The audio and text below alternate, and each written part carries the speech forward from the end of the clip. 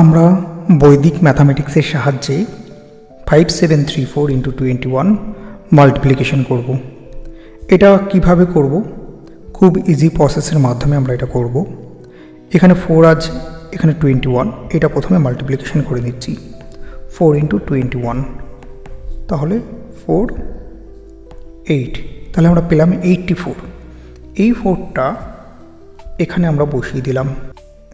এবারে একইভাবে আমরা 3 ইন্টু 21কে মাল্টিপ্লিকেশন করব।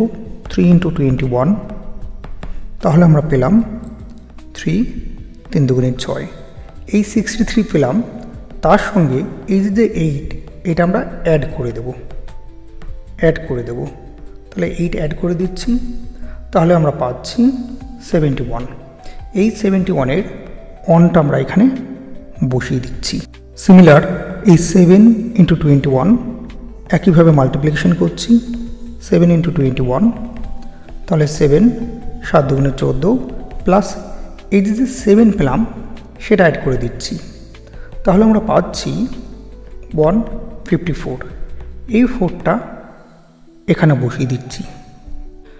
একইভাবে আমরা 5 এই 21 মাল্টিপ্লিকেশন করছি, তাহলে আমরা পাচ্ছি 5, 5 দুগুণে 10, প্লাস এই যে 15 সেটা অ্যাড করে দিচ্ছি, তাহলে আমরা পেলাম 120। এই 120টা এইখানে বসিয়ে দিচ্ছি, 120।